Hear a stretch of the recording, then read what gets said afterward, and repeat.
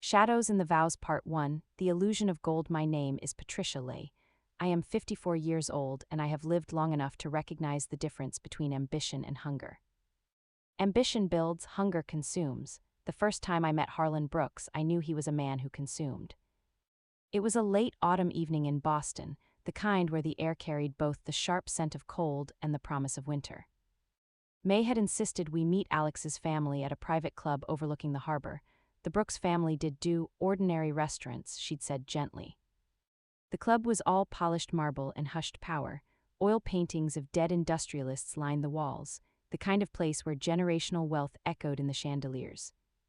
Harlan stood as we approached. He was tall, silver-haired, perfectly tailored. The smile he gave me never reached his eyes. "Patricia," he said, gripping my hand a fraction too tightly. "We've heard so much about you." "Likewise," I replied. His wife Eleanor was delicate and poised, a woman trained to smile through storms. Alex stood beside May, holding her hand. My daughter glowed. That glow worried me. Over dinner, the conversation flowed like aged wine, smooth, curated. Harlan spoke of expansion strategies, mergers, and his pharmaceutical empire. Brooks Biotech had tripled its valuation in 5 years. May listened politely. When asked about her nonprofit, she brightened. "I work with underserved communities," she said. "We advocate for access to affordable medication and transparency in drug pricing." Silence fell, subtle but sharp. Harlan took a slow sip of wine. "Saving the world doesn't pay bills," he said lightly. A faint chuckle escaped him. No one joined. May didn't flinch. "It pays an impact." Alex squeezed her hand under the table. I saw it then, the tension. Harlan's gaze lingered on his son. "You'll understand one day," he added. "Passion is charming in your 20s. May smiled, but I saw the flicker in her eyes. That night in the car, I asked her, "Is he always like that?" She hesitated. "He just believes in results." "And you?" "I believe in people." I stared at the city lights blurring past us. Two philosophies, one marriage. I felt something cold settle in my chest. The rush, the engagement happened fast, too fast. 3 months after that dinner, Alex proposed during a charity gala. Cameras flashed, the ring was enormous, headlines followed, Pharma Air engaged to social activist. Harlan funded everything, the venue, historic estate, the catering, Michelin-starred chef. The guest list, senators, investors, media. Whenever May suggested something modest, Harlan would override gently. "Nonsense," he'd say. "Brooks' weddings are events, Brooks' weddings." Not May and Alex's wedding. I noticed Alex growing quieter in his father's presence. Decisions deferred, opinions softened. "Why the rush?" I asked May one afternoon while we sorted invitation samples. She smiled dreamily. "Alex says his father thinks it's good timing, strategic. Marriage was not a merger." The first real crack appeared accidentally. I was dropping off some documents May had left at my house. She and Alex weren't home yet. The Brooks estate staff knew me by then. They let me wait in the sitting room. Harlan's office door was slightly ajar. I wasn't snooping. I've never been that woman, but I heard laughter, female. Low, intimate. Curiosity or instinct made me glance down the hall. Through the narrow gap I saw him. Harlan stood close to a younger woman in scrubs, a nurse. His hand rested on her waist, familiar, practiced. She laughed again. He leaned in, not business, not professional, intimate. I stepped back, heart pounding. Moments later, the nurse exited through a side door, adjusting her coat. She looked nervous. Harlan emerged, composed. He saw me. For a fraction of a second, something flashed in his eyes, calculation. Then the smile returned. "Patricia," he said smoothly, "you should knock." That night I couldn't sleep. Affairs happen. They are ugly, yes, but not criminal. Yet something about that woman unsettled me. She hadn't looked like a casual fling. She looked afraid. The twins, 2 weeks later, I saw her again. This time at a small park near Brooks Biotech headquarters. I had stopped for coffee when I noticed her pushing a stroller. 2 little boys, identical, curly dark hair, Harlan's eyes. He knelt in front of them, adjusting one child's scarf. Tender, protective, a father, not a philanthropist posing for press, a father hiding in daylight. I watched from across the street, pulse racing. When he stood and turned, he saw me again. And this time there was no smile. The decision: I am not impulsive. I built my life carefully after my husband died. I raised May alone. I know the cost of conflict, but I also know danger. Harlan was pushing a rushed marriage, funding everything. Controlling every detail, maintaining a secret family. Why the urgency? I hired a private investigator, quietly, discreetly. "Are you sure?" the investigator asked. "No," I said.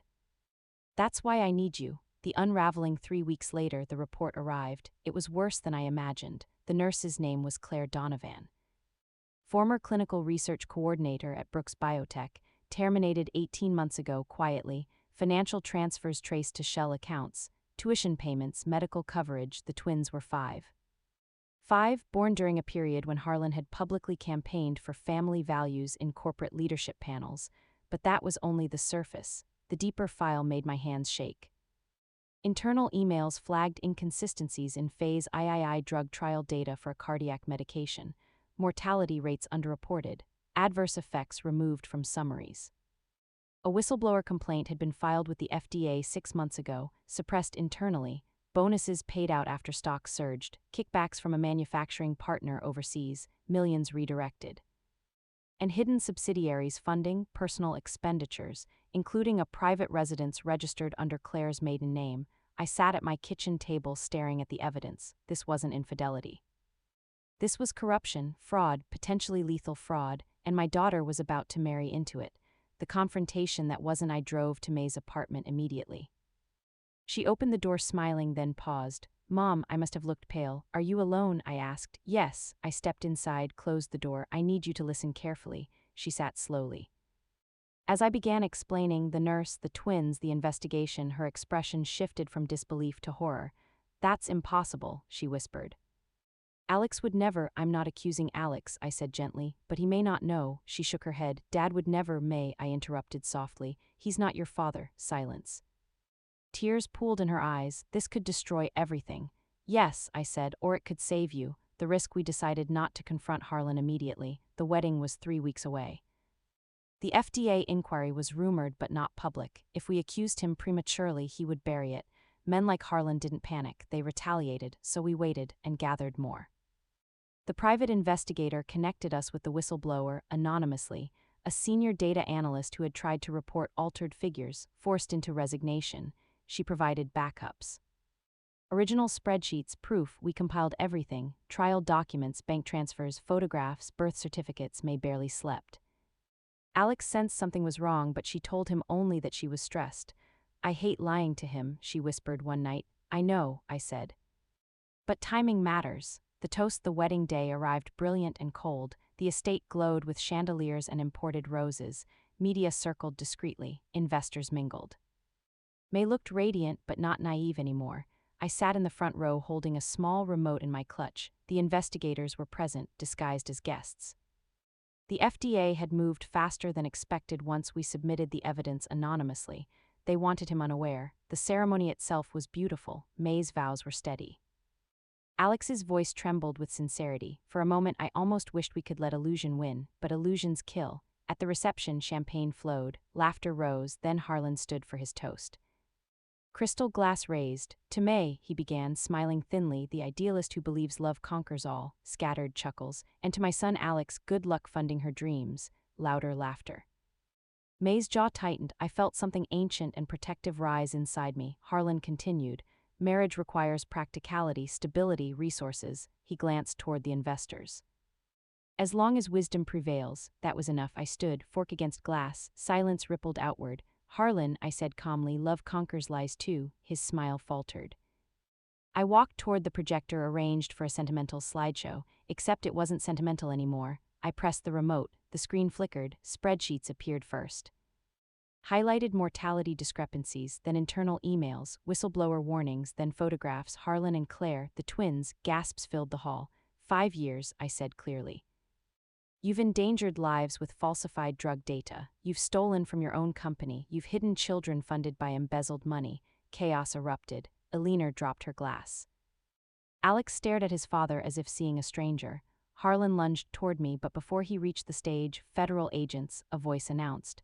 2 investigators stepped forward. "Harlan Brooks, you are under arrest for securities fraud, obstruction, and federal violations regarding clinical trial misconduct." Handcuffs clicked, cameras flashed, investors shouted. Guests scrambled. May stood frozen. Alex looked shattered. As Harlan was escorted out, he met my eyes. No rage, just cold calculation, as if this were merely a setback, and in that moment I knew. This was not the end, it was the beginning. Shadows in the Vows Part 2, Fallout. The sound I remember most from that night isn't the shouting. It isn't the crash of crystal glasses or the sharp metallic click of handcuffs, it's the silence in Alex's face. As his father was led through the grand ballroom in cuffs, cameras exploding in white flashes, Alex stood perfectly still. Not defending, not denying, not speaking, just unraveling. May moved first. She reached for him instinctively.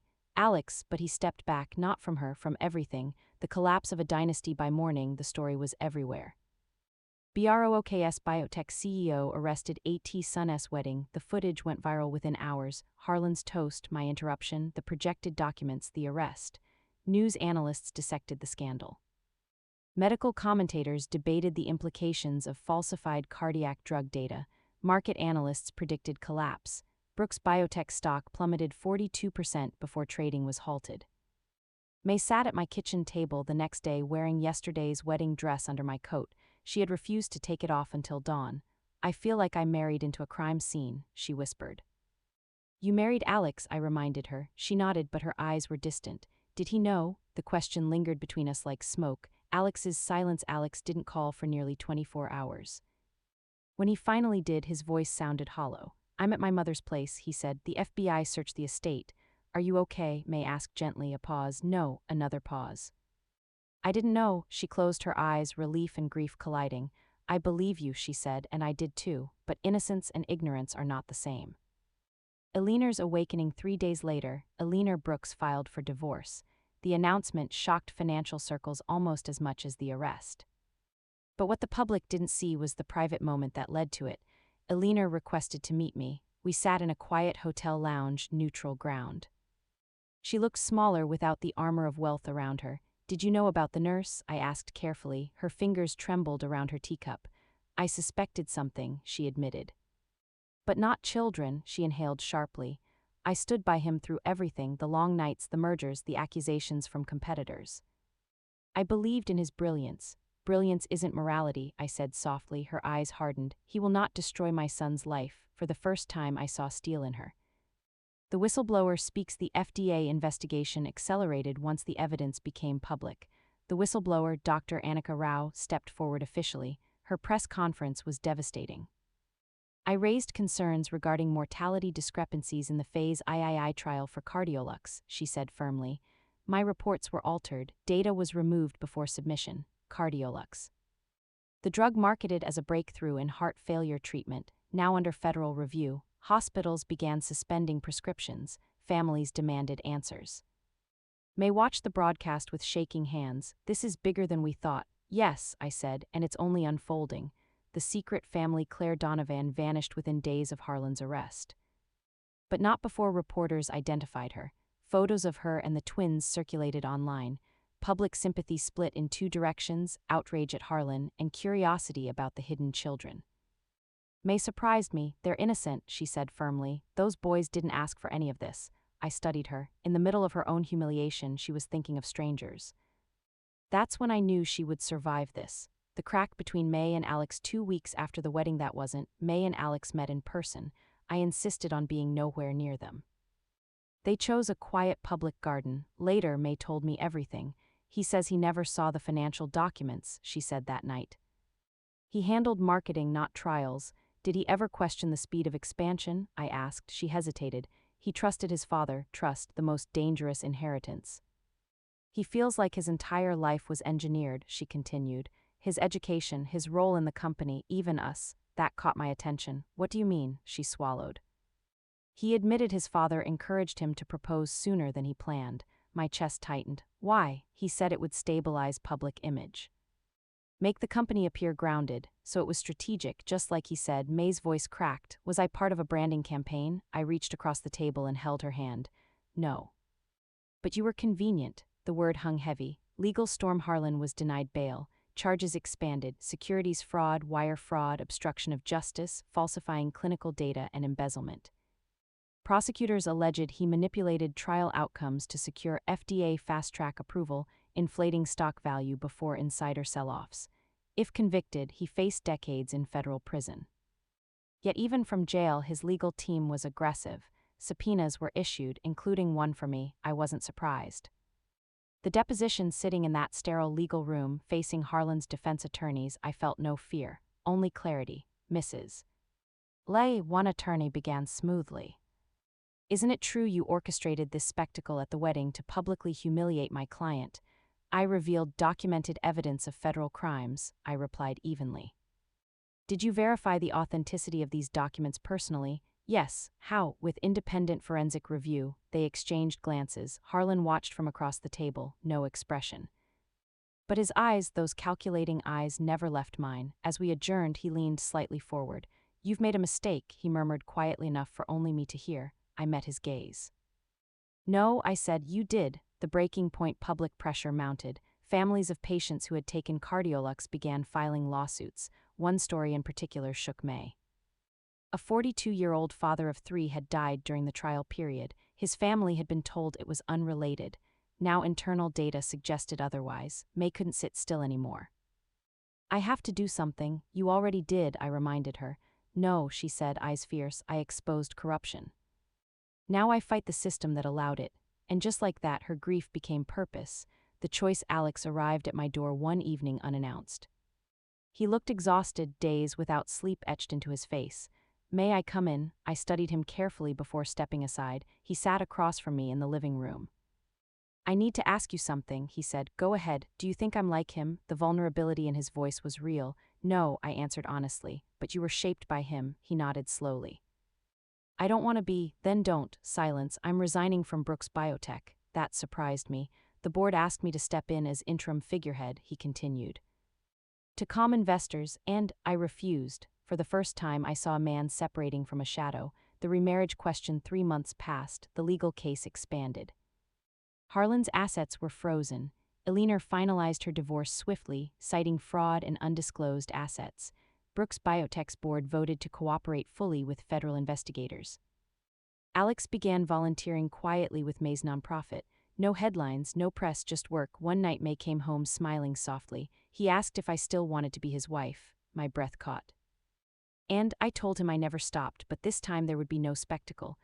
The dawn plan, they decided to marry again, privately, no investors, no marble halls, no press, just family. But before that could happen, the trial had to begin, and Harlan Brooks wasn't done fighting, because powerful men rarely surrender quietly. Shadows in the Vows Part 3. The trial of Shadows. The courthouse didn't look grand the first morning of the trial. It looked tired, gray stone, cold wind funneling between buildings.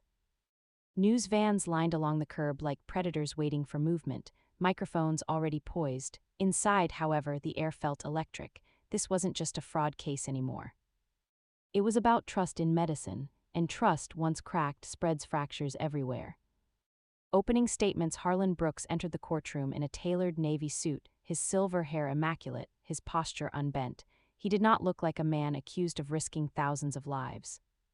He looked like a CEO attending a board meeting. May sat beside Alex behind the prosecution team. I sat on her other side. When Harlan's eyes scanned the gallery, they paused briefly on May. Not with anger, with assessment, like she was still a variable to be calculated.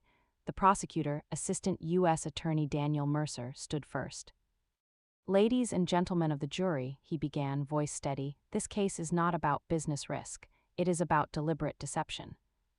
It is about falsified medical data that placed profits above patients. Screens flickered to life, charts, internal emails, mortality rates. The room felt smaller, then the defense rose. Harlan's lead attorney, Victor Lang, was polished and surgical.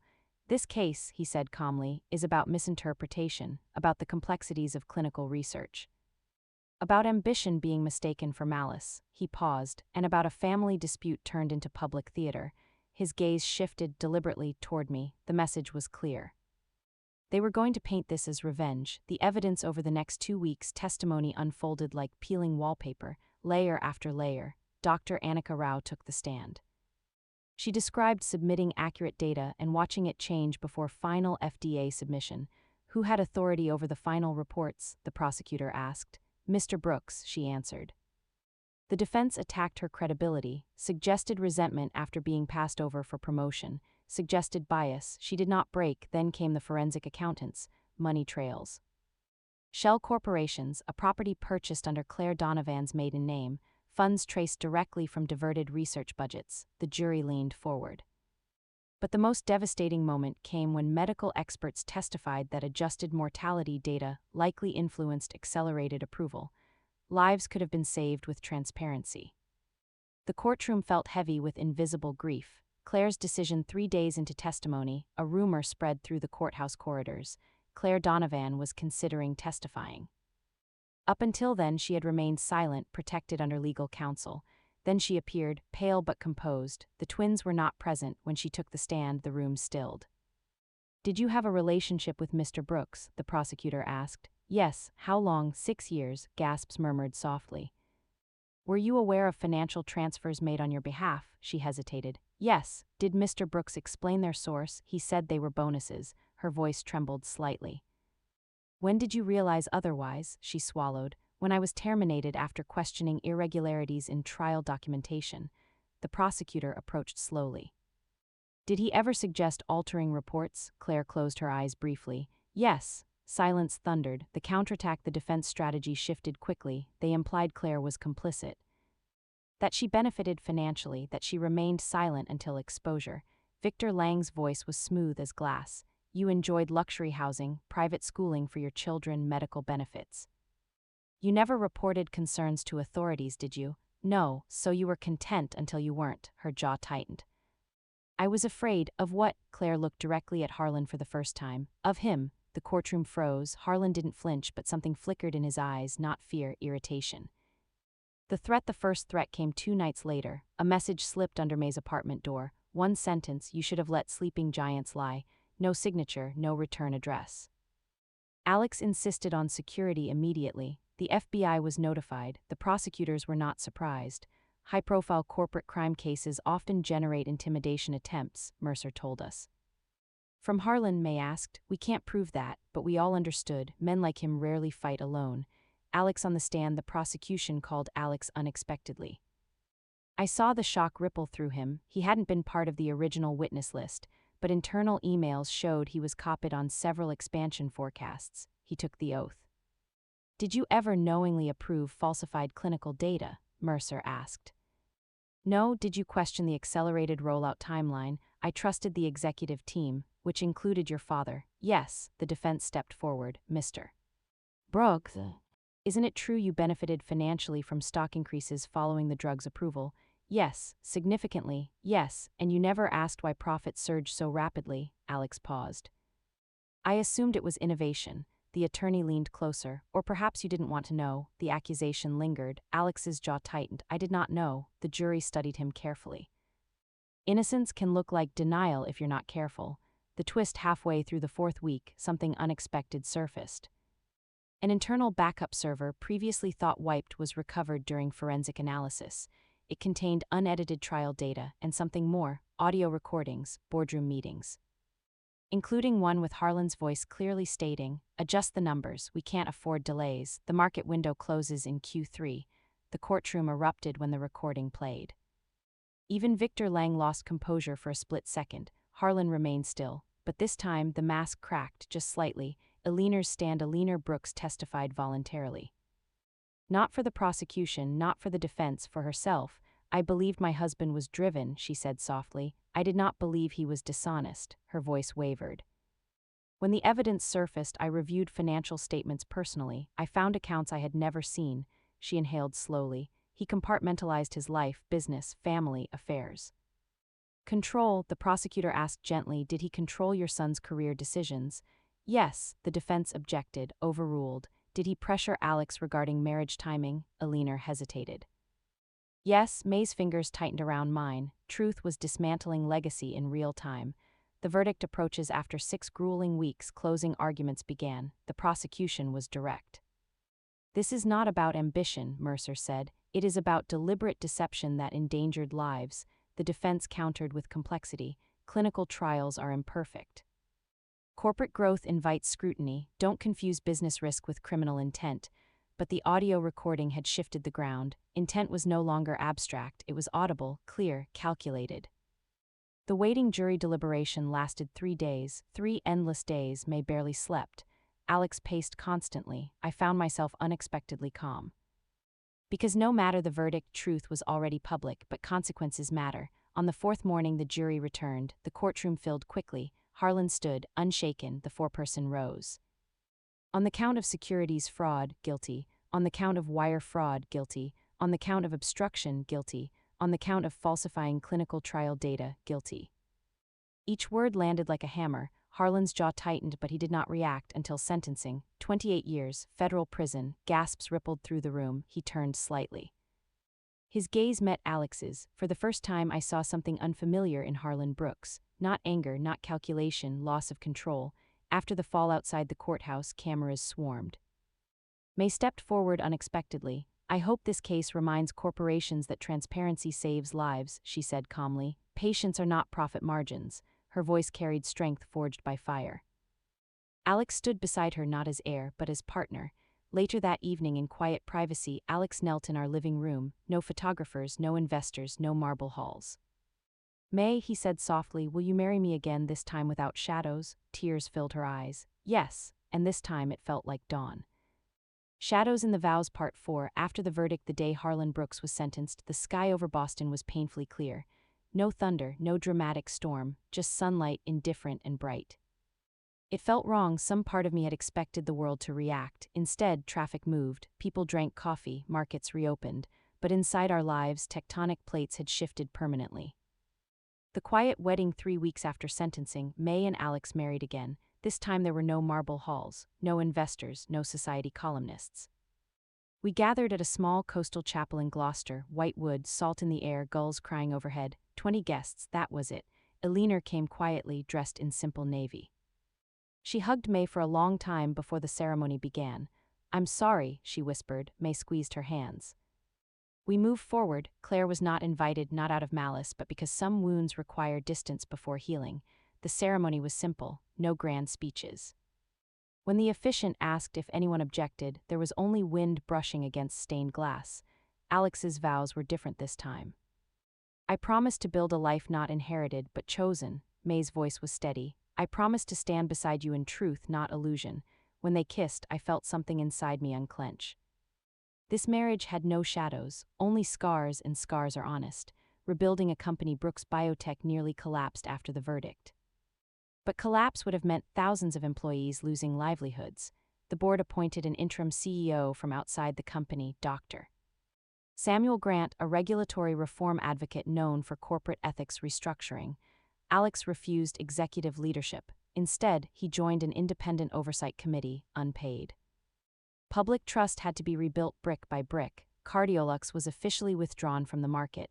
Independent reviews began examining every active trial. Whistleblower protections were strengthened.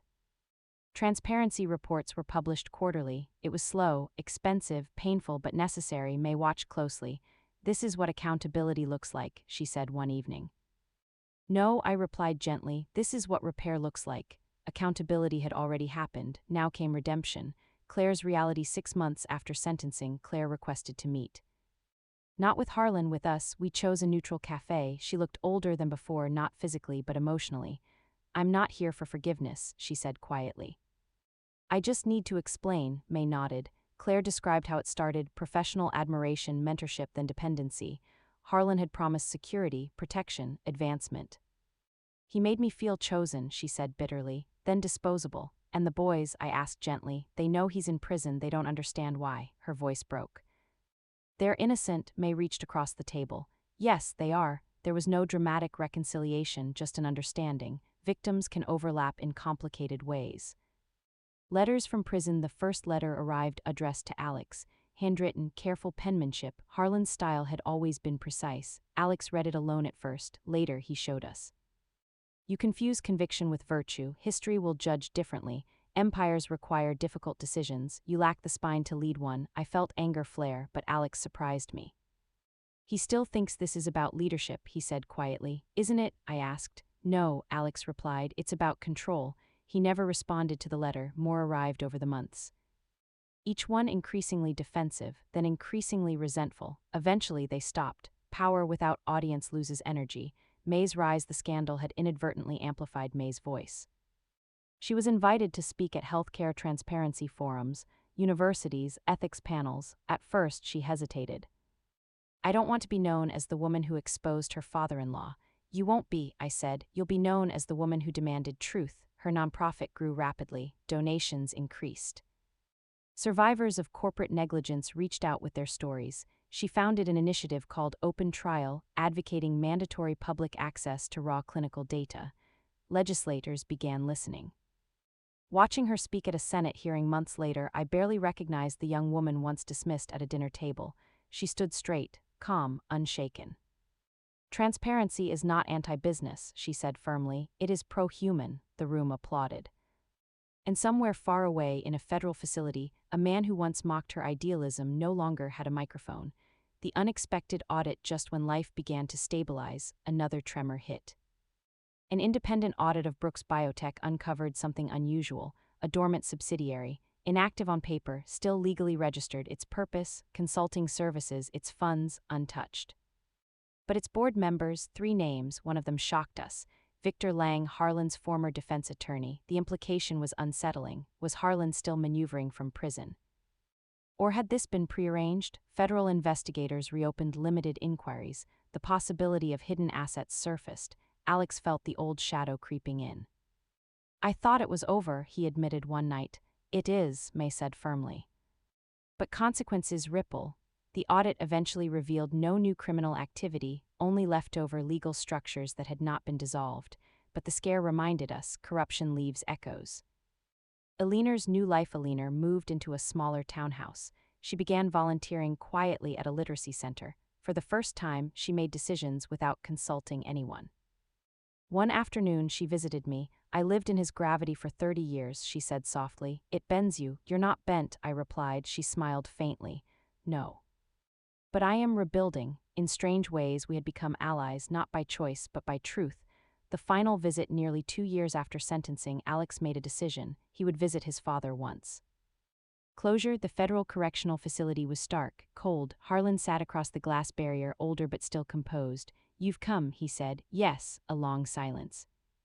"You destroyed everything I built," Harlan stated calmly. "No," Alex replied evenly. "You did." Harlan's jaw tightened. "Power requires sacrifice." Alex leaned closer.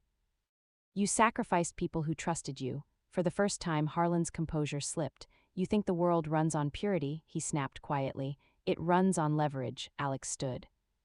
"Then I choose a different world." He left without looking back. That was the real verdict. Dawn. 5 years later, Brooks Biotech had rebranded under new leadership and strict compliance oversight. May's Open Trial initiative influenced national regulatory reforms. Clinical transparency laws strengthened. Claire's twins were thriving in school. Alex taught ethics in pharmaceutical business programs, and I, Patricia Lee, watched from the quiet edge of it all. Sometimes I think back to that first dinner. "Saving the world doesn't pay bills," Harlan had said. He was wrong. Saving the world costs everything, but losing it costs more. Weddings expose truth. Vows reveal character. And shadows, no matter how long, cannot survive a rising sun.